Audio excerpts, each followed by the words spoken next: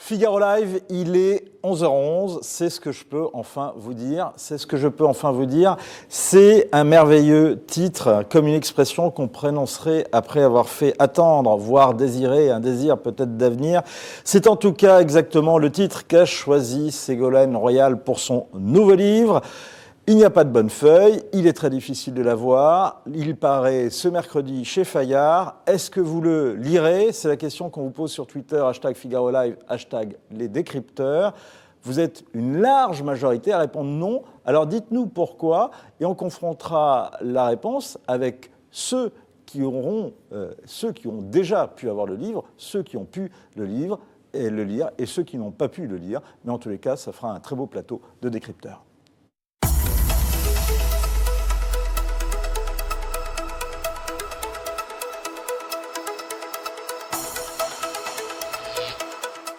Tristan Kinomopol, vous êtes un privilégié, vous avez eu donc le livre de Ségolène Royal, ce que je peux enfin vous dire, oui, je suis malgré moi dans le plan promo de l'ancienne candidate à la présidentielle de 2007. Vous êtes journaliste au service politique du Figaro, au Scan Politique, et vous avez rencontré longuement Ségolène Royal. Vous racontez cela dans un récit très, très intéressant, très savoureux, à retrouver sur lefigaro.fr. /le Scan Politique. Qu'est-ce qu'elle a en tête? Elle a découvert qu'il y avait un espace pour elle. Elle voit que la gauche est en miettes. Elle voit que le Parti socialiste a des difficultés à trouver sa tête de liste pour les élections européennes parce que les principaux poids lourds qui étaient encore en place, on peut penser à Bernard Cazeneuve, à Pierre Moscovici ou encore à Najat Vallaud-Belkacem, tout cela se sont débinés, ils n'ont pas accepté d'être tête de liste pour des raisons personnelles. Et donc aujourd'hui, il y a une sorte de balle des seconds couteaux au PS qui se bouscule pour savoir lequel fera le pire score aux élections européennes. Puisqu'on voit dans les sondages. La question quelle est dans la tête d'Olivier Faure? On voit, lui ne veut pas être tête de liste, mais on voit en tout cas que les sondages évoquent parfois 4%. Ils sont parfois crédités de 4%, ce qui serait embêtant. Ça voudrait dire qu'il n'y aurait aucun élu PS dans des élections européennes. Et donc, elle voit que le PS est dans cette nasse. Elle voit qu'il y a une opportunité d'aller revenir royalement en fait, au PS en étant désirée. Voilà. Et donc, elle voit ça. Donc, elle met en place une sorte de teasing, non pas pour être la candidate du Parti socialiste, mais pour faire sa propre liste, sa propre sauce, avec un peu de PS, mais aussi des écologistes. Et donc, elle est en train de construire son retour par une porte par l'Europe. Et le livre en fait partie à vous suivre. Vous l'avez eu. Est-ce que vous l'avez lu ou dans le peu que vous avez lu, qu'est-ce que vous y avez appris? C'est un discours, ou du moins un refrain qu'on a déjà souvent entendu avec Ségolène Royal. C'est la femme humiliée mais résiliente, qui reste debout, c'est son expression qu'elle utilise encore aujourd'hui. Donc elle ressasse quand même beaucoup de vieux souvenirs qu'on connaissait déjà, des souvenirs bien sûr de la campagne présidentielle de 2007, quand elle avait atteint le second tour, mais qu'elle avait face à elle un front de ténors socialistes qui ne voulaient pas sa victoire. Donc elle raconte tout ça, elle raconte les traquenards qu'elle a eus en pleine campagne. Alors sur ce point-là, dans les légendes, dans les rumeurs qui ont été peut-être savamment distillées, on raconte notamment qu'elle dévoile tous les procédés qu'aurait utilisé François Hollande, alors patron, premier secrétaire du PS à l'époque, et père de ses enfants, pour empêcher Ségolène Royal de se présenter en 2007. Elle raconte surtout, quand elle évoque François Hollande, la difficulté à faire campagne en 2007, avec effectivement François Hollande qui à l'époque était son compagnon, mais qui la trompait. Et ça, elle raconte ça effectivement dans ce livre, et elle dit que c'est extrêmement difficile de tenir le coup, de tenir une campagne au long cours quand personnellement on rencontre ce genre de difficultés. Et puis elle raconte surtout les autres ténors. On pense bien sûr à Michel Rocard, qui jusqu'au bout a cru qu'il pouvait débrancher la candidature royale pour être désigné candidat. Et elle raconte cette scène absolument surréaliste où Michel Rocard vient jusqu'à chez elle et lui dit dans le blanc des yeux, il faut arrêter ta candidature, tu n'es pas capé pour le poste, tu ne peux pas mener cette campagne, par contre moi je le peux, donc annonce là, maintenant, tout de suite que tu renonces. Et elle explique qu'elle était sidérée par tant d'audace de sa part, et donc elle lui pose cette question, elle lui dit donc je dois dire publiquement que je suis nul. Il y a cette scène qui est racontée et ça fait partie effectivement des procédés que les ténors avaient plus ou moins imaginés pour l'empêcher d'être candidate. On voit dans le livre qu'on a feuilleté juste avant l'émission qu'elle a également évoqué la figure de François Mitterrand. On a une scène, quand on regarde les documentaires sur Ségolène Royal, le jour de l'intronisation de François Mitterrand, non pas de l'intronisation, ou le jour officiel où François Mitterrand célèbre sa deuxième victoire en mai 1988. On voit l'ancien président serrer la main d'un certain nombre de gens et serrer la main des membres de son cabinet, dont Ségolène Royal. Et là, on tend l'oreille et on entend cette scène absolument hallucinante où le Mitterrand, qui a été élu avec plus de 55% de voix, se voit demander par cette jeune femme, cette jeune fille, en pleurs, une circonscription pour les législatives de 1988. Elle revient sur cette scène ? Elle ne revient pas sur cette scène, mais elle raconte quelque chose d'encore plus incroyable. Elle dit qu'à ce moment-là, elle pense déjà à se présenter à l'élection présidentielle. Elle dit que son ambition présidentielle, elle date de là. Vous avez appris d'autres choses qui vous ont frappé, qui vous ont marqué, ou bien vous avez eu plutôt l'impression de voir que c'était un livre de positionnement ? C'est beaucoup des souvenirs qu'on connaissait déjà, donc il n'y a pas de grandes révélations, mais il y a des scènes quand même peut-être un peu plus récentes. On pense notamment à la primaire socialiste de 2011. Ségolène Royal était candidate à cette primaire face à François Hollande et face à Martine Aubry. Elle avait fait un très mauvais score de l'ordre de 6%, et donc elle n'était pas qualifiée pour le second tour de la primaire qui opposait François Hollande et Martine Aubry. Et donc les deux viennent la voir pour obtenir son soutien. C'est extrêmement compliqué pour elle de choisir parce qu'il y avait soit le père de ses enfants, mais qui avait été extrêmement déloyal à son égard, si ce n'est plus, et il y avait de l'autre côté Martine Aubry qui avait, on le sait, en 2008, lors du congrès de Reims, lui avait volé sa victoire. On se souvient de cette séquence au Parti socialiste, de cette tension très vive. Et donc, le choix était cornélien pour elle. Et donc, elle raconte qu'elle en parle à ses enfants, comment est-ce que ses enfants accepteraient qu'elle soutienne Martine Aubry.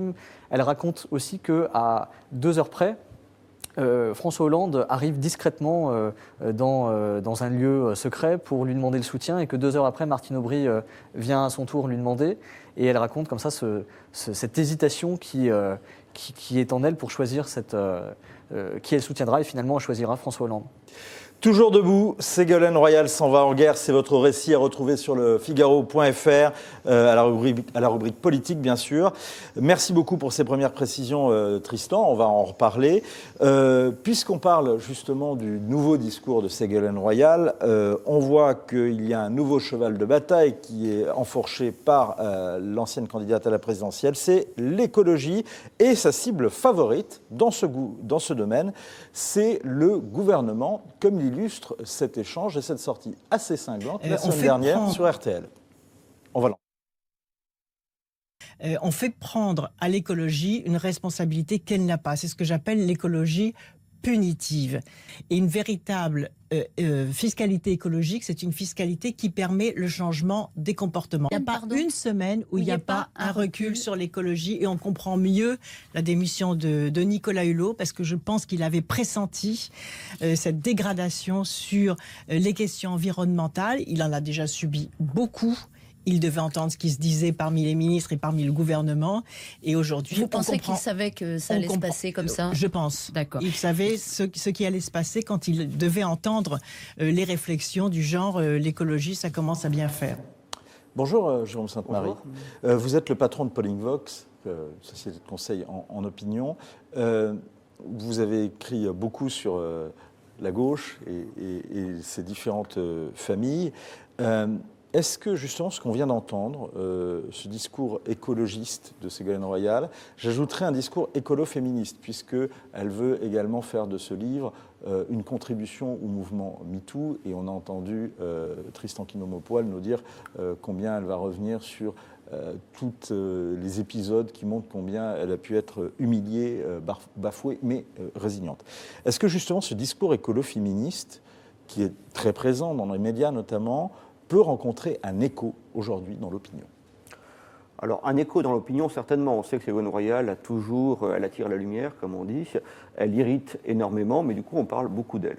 Ça va sans doute se reproduire, d'autant plus que c'est quelqu'un... Ça, c'est la personnalité de Ségolène Royal. Mais ce discours, ce positionnement... Alors, ce positionnement, moi, me paraît, pour une élection présidentielle, a été une erreur. On a eu la preuve en 2006-2007. Il faut se souvenir quand même que jusqu'à Noël 2006, le candidat de gauche, en l'occurrence Ségolène Royal, est donné gagnant face à Nicolas Sarkozy. Mais on n'a jamais vu une campagne où on a aussi peu parlé de questions sociales. Et elle a déjà, à l'époque, elle était déjà sur l'affirmation d'elle-même et surtout sur des thèmes, disons, qui ressemblent beaucoup à ce que fait Hillary Clinton aux États-Unis, voilà, on peut la comparer. On voit qu'il y a un positionnement, c'est possible, mais pas forcément une place, en tous les cas, une attente de l'opinion sur ces questions. Alors après, la question est de savoir s'il faut tenir compte de la spécificité, bien sûr, des élections européennes. Seulement, la dernière, uniquement 40% du corps électoral s'est déplacé. C'est une élection où on vote plutôt pour des sujets de second ordre, si je puis dire.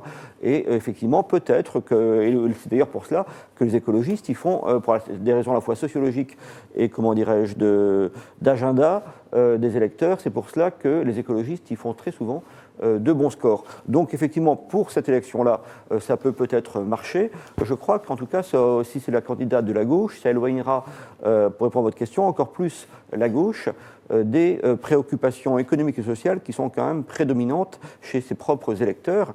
Et d'ailleurs, cet abandon a été une des raisons de l'effondrement du Parti socialiste. Je crois que Ségolène Royal, à la tête d'une liste soutenue par le Parti socialiste et par d'autres, accentuera une évolution idéologique qui se traduira presque inéluctablement, notamment je pense aux municipales qui suivent, par un affaiblissement continu de la gauche dans sa version socialiste. D'accord, ça peut marcher sur les européennes, mais pas forcément sur d'autres scrutins. C'était le sens de la question, d'une autre question que je voulais vous poser, c'est est-ce qu'il y a un espace entre la gauche qui soutient Macron et la France insoumise? Vous me répondez oui. La question, c'est de savoir quelle est la place de quelle place peut disposer ceux qui se positionnent entre les deux. Mais une candidature, alors pour l'instant, ça n'a pas été testé, en tout cas dans les sondages rendus publics ou portés à ma connaissance, mais elle a peut-être des sondages qui l'encouragent dans cette démarche. Mais il semblerait quand même qu'elle puisse avoir un espace, ne serait-ce que de manière négative, puisque on a un certain nombre de gens de gauche qui ont voté pour Emmanuel Macron, d'ailleurs parfois dès le premier tour, et qui sont compatibles avec le positionnement très européen et finalement assez libéral de Ségolène Royal, mais qui pourraient exprimer leur déception à l'égard d'Emmanuel Macron en votant pour Ségolène Royal, mais elle peut aussi, parce qu'elle a sa dimension personnelle un peu transgressive, plaire à des anciens électeurs de Jean-Luc Mélenchon qui sont eux-mêmes un peu perdus par ce qui se passe actuellement à la France insoumise. Elle a cette capacité très particulière. Qui sera un petit peu plus progressiste. Parce qu'elle a un discours anti-système qui est, à mon avis, extrêmement artificiel, mais qui peut marcher, qui avait un peu marché quand même en 2007. On sait qu'il y avait dans les cités, parmi les jeunes, etc., il y avait eu un petit effet Ségolène Royal. Pour une élection européenne pour laquelle les gens n'accordent pas trop d'importance, ça peut être effectivement un débouché. Elle peut espérer, alors quand on dit un espace, ça signifie quoi? L'objectif pour elle serait, j'imagine, de dépasser les 10%. Il faut voir aussi qu'on n'en est pas, on est maintenant sur des ordres de grandeur à gauche qui sont très modestes. Et c'est pas ce qui s'est passé à la présidentielle pour le candidat du Parti socialiste, puisqu'il était nettement en dessous des 10%. Deux questions rapides. La première, c'est est-ce que Royal, comme Hollande, finalement, ce ne sont pas deux noms démonétisés au niveau de l'opinion? Alors, oui, probablement. L'effet de nouveauté dont on parle, c'était il y a 12 ans. C'était même un peu 13 ans. Je crois que son émergence, véritablement, dans l'opinion publique nationale, c'est à l'automne 2005, et juste après une crise profonde de la gauche, provoquée par sa division lors du référendum sur l'Europe. Vous voyez, les choses se reproduisent assez fortement.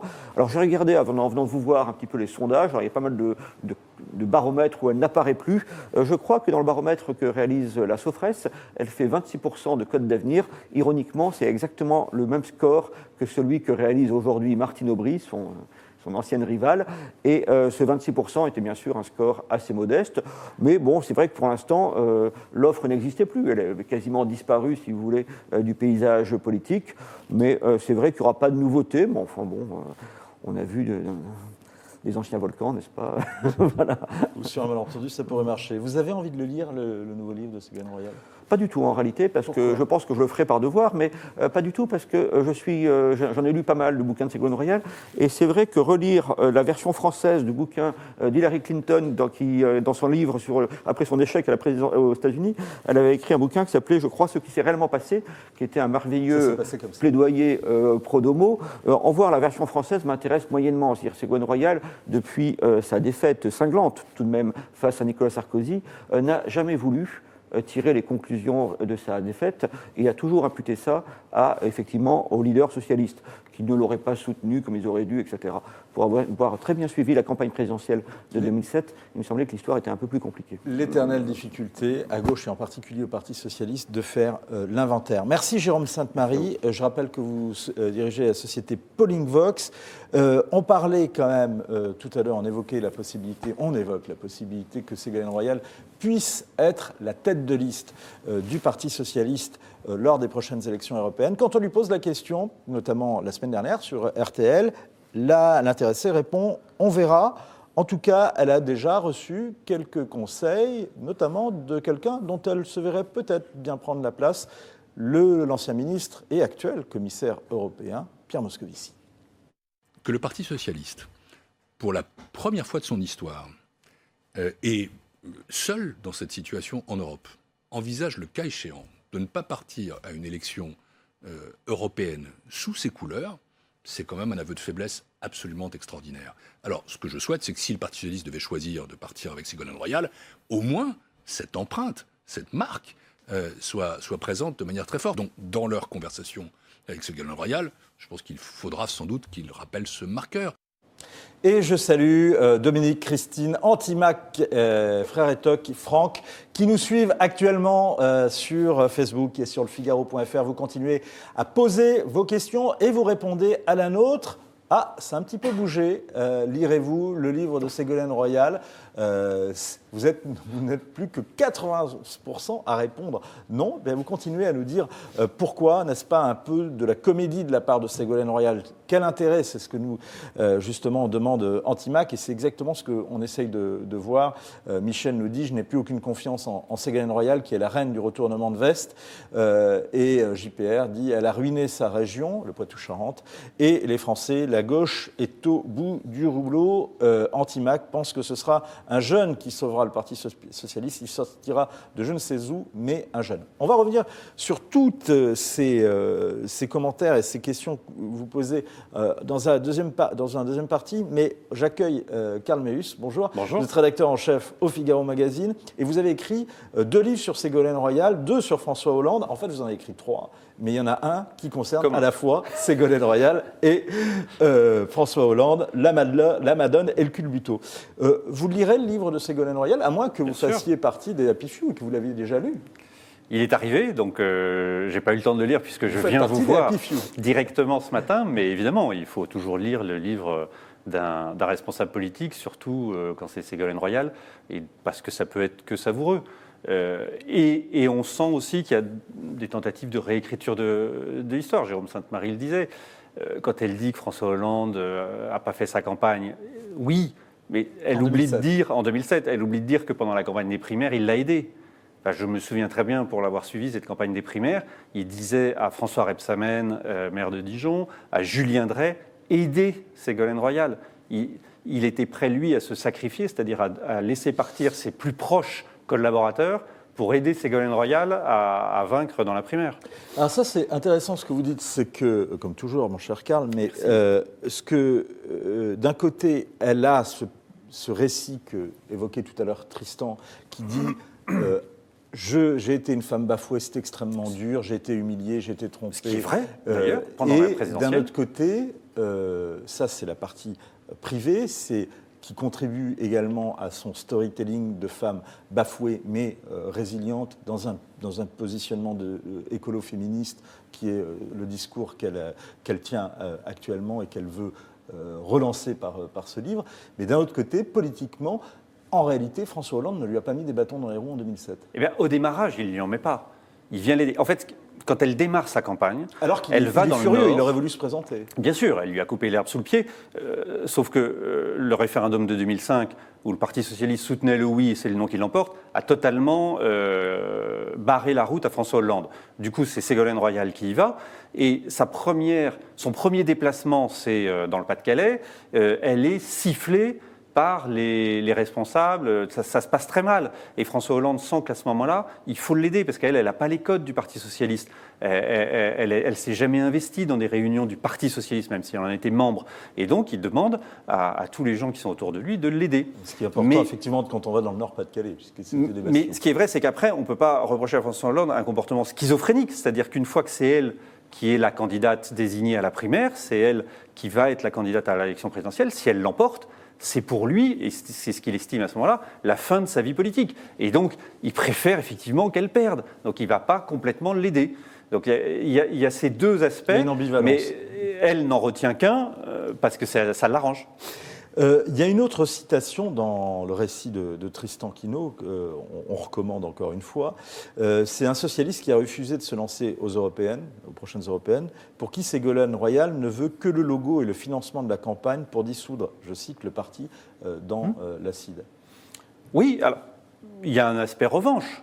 Elle a toujours considéré que le PS ne l'avait pas aidée, que le PS avait tout fait pour la sortir. Le fameux congrès de 2008 où il y a eu un petit peu de tricherie pour permettre à Ségolène Royal de perdre avec plus de 50% des voix, tout ça, elle l'a gardé en mémoire. Elle aurait dû gagner.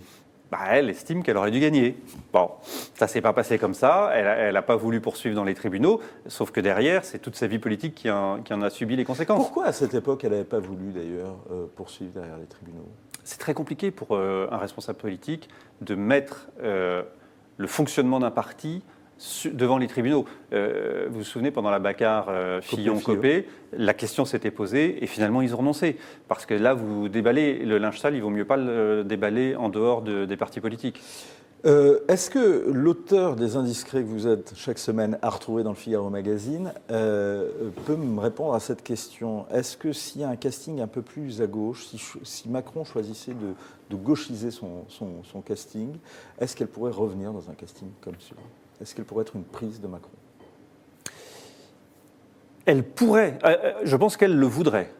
Ce qu'on sent, je ne sais pas si c'est dans le livre, mais en tout cas dans les interviews et dans ce qu'elle a confié à Tristan Quinault-Maupoil, c'est qu'elle reproche au fond à Emmanuel Macron de ne pas l'avoir gardé en 2017. Au fond, d'ailleurs, c'est amusant parce qu'elle dit Jean-Yves Le Drian, qui est très proche du couple Royal-Hollande dans les années 80, lui, il est resté ministre.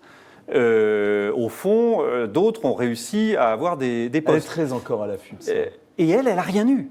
Elle a dû se battre pendant plusieurs mois, faire une sorte de lobbying pour obtenir quelque chose. Bon, ambassadrice d'épaule, c'est pas non plus le job le plus épanouissant, j'imagine. Pour elle considère qu'elle peut avoir beaucoup mieux. Est-ce que Macron a été aussi ingrat que le prétend Ségolène Royal, en tout cas quand on lit le récit de Tristan ? Mais non, mais Emmanuel Macron, il est confronté à une équation qui est simple.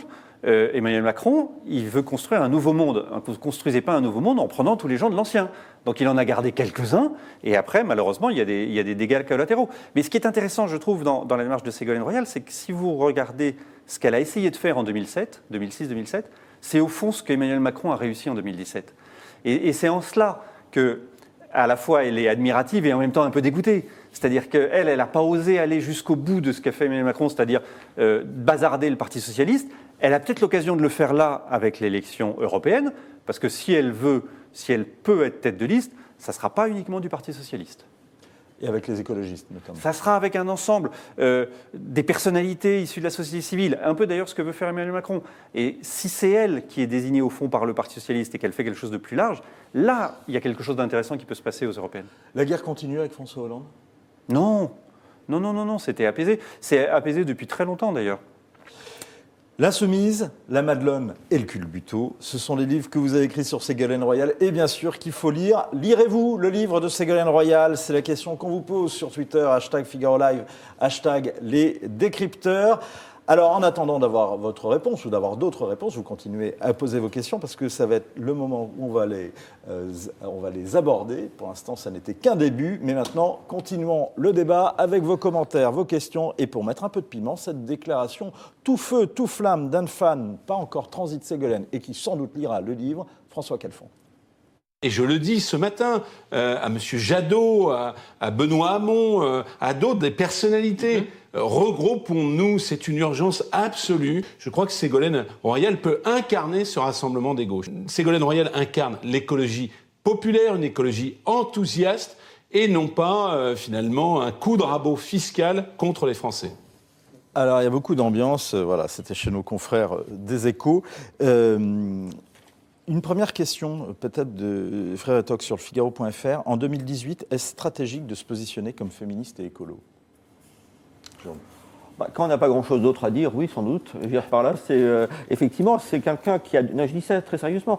Comme ça a été dit par Karl Meus à l'instant, ça a été un petit peu Emmanuel Macron avant le macronisme. Et au fond, quand je dis qu'il n'y a pas grand-chose d'autre à dire, c'est que je ne pense pas qu'il y ait des divergences fondamentales ou même accessoires par rapport à la politique libérale, pro-européenne et transversale, si j'ose dire, gauche-droite, d'Emmanuel Macron. Donc évidemment, il vaut mieux aller faire des thèmes que je qualifierais d'identitaires. Et si on suit, alors à l'inverse, si on suit Frère Toc et si on suit cette question et ce que vous disiez justement à l'instant, comme il y a un affaiblissement peut-être de Macron et qu'il y a peut-être une volonté de changer, peut-être qu'il y a un certain nombre de gens qui, chez Macron et peut-être à la France Insoumise, qui se reconnaissent peut-être dans ce discours à la fois féministe, écolo, libéral, progressiste, et qui pourraient, pour changer, pour faire une pause, en tous les cas dans leur choix habituel, en votant Ségolène Royal. Oui, puis envoyer un signal. Vous savez, depuis les années 90, on a par temps en temps des poussées comme ça de vote écologiste aux européennes. Alors les premières fois, on se disait, tiens, voilà, l'écologie va devenir un thème central et les écologistes un acteur central de la vie politique. C'était au début des années 90. Et puis on a réalisé qu'ensuite, à la présidentielle ou aux législatives, rien ne se passait. Tout simplement parce que c'était un vote compatible avec un vote de gauche, mais qui permettait d'envoyer, ça a commencé à l'époque de Bérégovoy, François Mitterrand, tout cela, eh bien d'envoyer un message à la gauche au pouvoir en lui disant c'est un peu un supplément d'âme. Mais c'est un vote compatible, mais c'est un vote accessoire. C'est un peu l'effet tapis 93. Voilà, toute chose égale par ailleurs, on peut avoir ça avec, cette fois-ci, Emmanuel Macron à l'Élysée. Elle fait une analyse, en fait. Elle voit que Emmanuel Macron a été élu, du moins au premier tour, son socle, c'est beaucoup d'électeurs socialistes qui ont gonflé les rangs de la Macronie. Et aujourd'hui, ces gens-là n'arrivent pas à s'y retrouver dans la politique gouvernementale, qui penche beaucoup trop à droite. Et donc, elle se dit que ces électeurs du premier tour d'Emmanuel Macron n'ont plus envie de voter pour La République En Marche, mais qu'ils n'ont pas non plus envie de revoter pour le Parti socialiste tel qu'il est aujourd'hui. Et donc, elle adopte un positionnement politique plutôt gauche, mais une gauche urbaine, c'est-à-dire effectivement sur le féminisme, l'écologie, etc. C'est pas la gauche du Nord, Pas-de-Calais, c'est pas une gauche populaire, c'est pas une gauche populaire ouvrière, etc. C'est plutôt adapté à un électorat urbain de gauche qui était convaincu par Emmanuel Macron et qui aujourd'hui doute un peu. Et elle se dit qu'elle peut aller les récupérer. Quelle impudence de penser que les Français aient oublié son incompétence, son arrogance et sa velléité, nous dit Oudéa. Elle a gardé beaucoup de détracteurs. Non, mais Ségolène Royal ne laisse pas indifférent. Il y a beaucoup de fans, beaucoup de gens, on l'avait vu en 2007 avec ses désirs d'avenir, qui ont presque un comportement de secte, c'est-à-dire ne juraient que par elle. Et puis il y a des gens qui, alors soit parce qu'ils l'ont vue en Poitou-Charentes, soit parce qu'ils ne l'aiment pas. Le bilan est vraiment très mauvais en Poitou-Charentes. Si vous écoutez Jean-Pierre Raffarin, Dominique Bussereau, jusqu'à des gens comme Fontaine, le maire de La Rochelle, qui s'est toujours opposé à Ségolène Royal, le bilan était catastrophique. Apparemment, elle a fait ce qu'elle pouvait. Quand vous dites écolo et féministe, c'est pas nouveau chez Ségolène Royal. Ce sont deux thèmes qu'elle aborde, d'abord parce que c'est son premier poste ministériel, l'écologie. Et puis le féminisme, c'est quand même quelque chose qui est ancré dans sa jeunesse. Se battre contre le patriarcat et tous les hommes de sa famille, elle l'a fait depuis sa tendre enfance. Mais d'un autre côté, elle a essayé de cultiver une espèce d'image de mère de famille assez traditionnelle, avec une famille nombreuse, 4 enfants. Sans être mariée. Certes, sans être mariée. Mais elle jouait sur les deux registres. Ségolène Royal n'a plus aucune crédibilité, nous dit Daniel. Elle est incompétente et a prouvé à plusieurs reprises qu'elle ne connaît pas ses dossiers, ne fait que de la rhétorique, n'a pas tenu parole concernant la fermeture de Fessenheim, alors que devant des millions de téléspectateurs, elle promettait la fermeture pour fin 2017. D'un autre côté, elle n'était pas en position pour fermer Fessenheim. Il y a plusieurs choses qui lui ont été reprochées lorsqu'elle a occupé le ministère de l'Environnement dernièrement. Il y a la loi de transition écologique. Notamment, elle évoque l'abaissement du taux du nucléaire dans le mix énergétique français, un petit peu compliqué. Mais d'où la question de Fessenheim, elle a donné qui était effectivement un marqueur, une promesse de Fessenheim de François et d'autres Hollande. d'ailleurs réacteurs. Elle avait donné un objectif qui était extrêmement ambitieux, mais c'était plutôt vers la fin du quinquennat. Donc pour le mettre en place, c'était un peu compliqué. Donc on comprenait bien que c'était aux successeurs, aux autres, de mettre en place cet objectif ambitieux. Donc certains ont tout de suite dit que c'était un peu surréaliste. Notamment Nicolas Hulot, quand il est arrivé au gouvernement, il a laissé courir un peu ce temps pour atteindre cet objectif. Elle a toujours eu comme ça, c'est souvent ce qui lui a été reproché, de prendre des décisions parfois qui étaient critiquables. On pense à l'écotaxe, le gouvernement en parle beaucoup aujourd'hui, où elle a décidé de suspendre, même d'arrêter l'écotaxe. La Cour des comptes dit que c'est un manque à gagner de l'ordre de 10 milliards d'euros pour la France. Et ça, c'est une décision qui a été énormément critiquée. Antibac pense que ce sera un jeune qui sauvera le parti. Il ne sortira de je ne sais où, mais un jeune. Est-ce qu'on peut encore sauver le Parti socialiste, Jean-Michel ?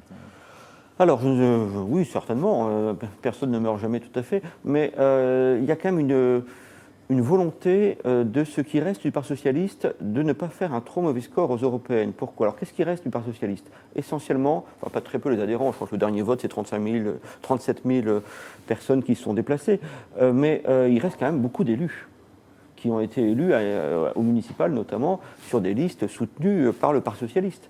Ceux-là, ils ne veulent pas que, lors des prochaines européennes, dans leur commune, le parti qui les a amenés à la mairie fasse un score trop ridicule. Ils aimeraient bien, finalement, quelle que soit l'idéologie du machin qui sera constituée, ils aimeraient bien qu'il y ait quelque chose qui tienne la distance par rapport à leurs concurrents dans leur ville, que ce soit l'émergence parfois de la France insoumise. Donc là, ils sont un peu rassurés ces derniers temps, mais enfin, on n'est pas à l'abri d'une mauvaise surprise. Ensuite, ça peut très bien être aussi par rapport à des listes montées par Macron, etc., enfin par la République En Marche. Donc ils aimeraient bien, encore une fois, je crois que c'est à peu près le seul enjeu en réalité pour eux, c'est d'avoir une construction, si vous voulez, qui permet un amalgame, qui permettrait d'avoir un score qui leur permette de se représenter en position de force quand il faudra constituer la liste pour les prochaines municipales.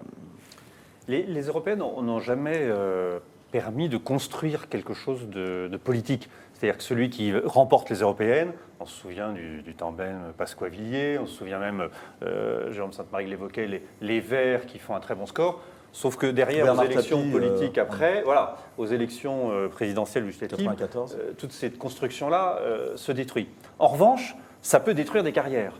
Là, pour le coup, vous évoquez Tapi, ça détruit la carrière de Michel Rocard. Les européennes de 99 mettent un coup d'arrêt à Nicolas Sarkozy, puisque la liste arrive juste derrière celle de Pasqua. Et du coup, il y a la traversée du désert. Donc l'enjeu pour le Parti socialiste, il est là. C'est-à-dire que soit il s'amalgame avec d'autres pour donner une image d'une gauche toujours présente et qui peut faire un bon score avec une tête de liste un peu emblématique, soit il reste avec son précaré, et à ce moment-là, comme les sondages le disent, il peut faire en dessous de 5%, c'est-à-dire ne pas être représenté. Parce que ce qui est clair, c'est que Emmanuel Macron, sur cette liste aux européennes, lui, il ne va pas prendre que des gens étiquetés La République En Marche et Modem. Il va faire comme pour les législatives de 2017 et sa présidentielle, c'est-à-dire quelque chose d'assez large, avec des gens issus de la société civile. Et donc, ne pas être comme ça enfermé dans un carcan de parti. Oui, ça peut être, je compléterai juste ce qu'a dit Karl Meus. Non seulement les européennes peuvent détruire des carrières, mais elles peuvent aussi entraver et empêcher l'émergence de nouveaux partis et donc limiter la concurrence. Je vais prendre 2 exemples. Ça a été le cas pour le MDC, le mouvement citoyen de Jean-Pierre Chevènement, ça devait être en 1994, me semble-t-il. Effectivement, il n'arrive pas, je crois qu'il fait 2 et quelques %, donc il n'est même pas remboursé. Le MDC, cette concurrence qui pouvait être à côté du PS, n'aura pas lieu. Ça a été le cas pour le NPA aussi. Le NPA qui se lance, qui à l'époque était décrit comme une force très émergente. Et comme il y a une liste montée par, dirigée en tout cas par Jean-Luc Mélenchon, le NPA fait 4,8 ou 4,9 et il s'en remettra jamais. Et là, ça peut être aussi un enjeu, si vous voulez, pour les hiérarques, ce qui reste des cadres du Parti socialiste, d'empêcher l'émergence de quelque chose comme Génération, qui serait effectivement le mouvement de Benoît Hamon. Le mouvement de Benoît Hamon, ça serait parce que il y a quelque chose quand même de mortel, si vous voulez, pour le Parti socialiste, d'avoir une espèce de frère jumeau qui est Génération dirigé par un ancien candidat malheureux là aussi à la présidentielle, sur un positionnement très proche, bobo, ou qui peut effectivement attirer une partie des électeurs mélenchonistes. Juste ce point, ce que je trouve un peu tragique pour la gauche, si vous voulez, c'est qu'elle cherche les clés de son salut là où c'est éclairé sous le lampadaire, c'est-à-dire que tout le monde cherche là où votent les bobos des centres-villes, etc.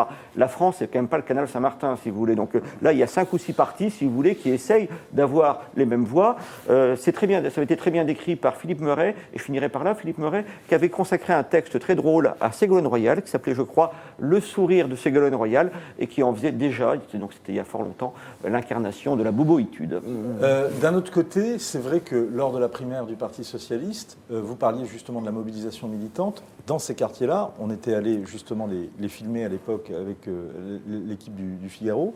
On voyait, tout près d'ici, on voyait énormément de mobilisation militante. Dans la primaire socialiste. Effectivement, dans le précaré, si vous voulez, mais ça voudrait dire une gauche qui se condamnerait, si vous voulez... À chercher des militants plutôt qu'à chercher être, alors, dans le contraire, si vous voulez, dans le contraire de la France périphérique, puis un endroit où il y a déjà beaucoup de monde, et puis surtout, Emmanuel Macron fait d'excellents scores. Allez, une toute dernière question, Joël nous dit, tant que la gauche ne fera pas son autocritique, qu'elle n'abandonnera pas certains fondamentaux qui datent, elle ne représentera plus grand-chose.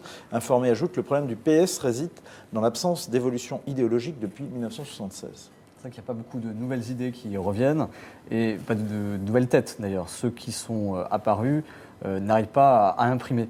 Alors Ségolène Royal, elle a vu effectivement qu'il n'y avait pas beaucoup de nouvelles idées. Elle n'en avance pas d'ailleurs beaucoup dans son nouveau livre, mais elle a mis en place un petit... C'est la posture, c'est le positionnement également, ce qu'a incarné Ségolène Royal. Mais elle a mis en place un petit collectif qui s'appelle PEPS, qui est lancé par Hélène Peskin, qui est inconnue des Français, mais qui était son ancienne directrice adjointe de cabinet, qui est une fidèle, et donc qui réunit des chercheurs, des intellectuels, des ONG, pour essayer de penser à de nouvelles idées, notamment à mettre en avant lors des européennes. Ce sera ma toute dernière question. On a le sentiment qu'on a un peu un phénomène comme avec Angela Merkel, c'est-à-dire c'est de gens qui voient un petit peu les idées qui émergent et hop, qui les prennent à un moment ou à un autre sans réelle conviction derrière. Bon, l'écologie, le féminisme, c'est des marqueurs quand même de la vie politique de Ségolène Royal, donc on ne peut pas douter qu'elle croit un minimum quand même. C'est des marqueurs. Je pense Karl, qui la suit depuis longtemps, peut en témoigner. Elle a parlé de ça depuis qu'elle est sur le devant de la scène politique. Jérôme Sainte-Marie ? Oui, la sincérité des hommes politiques, c'est pas très important. Ce qui est important, c'est de voir leur continuité. Et effectivement, il y a une cohérence. Elle incarne quelque chose. Le problème, c'est qu'elle était assez seule à l'incarner il y a 12 ans et qu'aujourd'hui, il y a beaucoup de monde sur ce créneau. La Madeleine et le culbuto, l'Insoumise, ce sont les livres de Karl Meus qui sont à retrouver justement sur Ségolène Royal. Ce que je peux enfin vous dire, c'est le livre de Ségolène Royal qui donc est paru chez Fayard. C'est écrit gros, donc on doit pouvoir quand même le lire assez vite. Et il y a quand même des anecdotes qui sont assez intéressantes. Moi, je lirai avec plaisir ce qu'elle raconte sur Michel Rocard. On vous posait la question, est-ce que vous lirez le livre de Ségolène Royal ? C'était la question qu'on vous posait sur Twitter, #Figaro Live, #les décrypteurs. Et vous êtes pour l'instant à répondre non massivement. Peut-être changerez-vous d'idée. En tous les cas, vous pouvez également retrouver le récit de Tristan Quinault dans le Figaro. Toujours debout, Ségolène Royal s'en va en guerre. C'est à retrouver sur lefigaro.fr. La politique, ça continue sur Figaro Live. Dans un instant, le talk. Yves Tréhard reçoit Louis Alliot, député Front National, Rassemblement National des Pyrénées-Orientales. Et puis ce soir, on On retrouve ici même Point de vue avec Guillaume Roquette.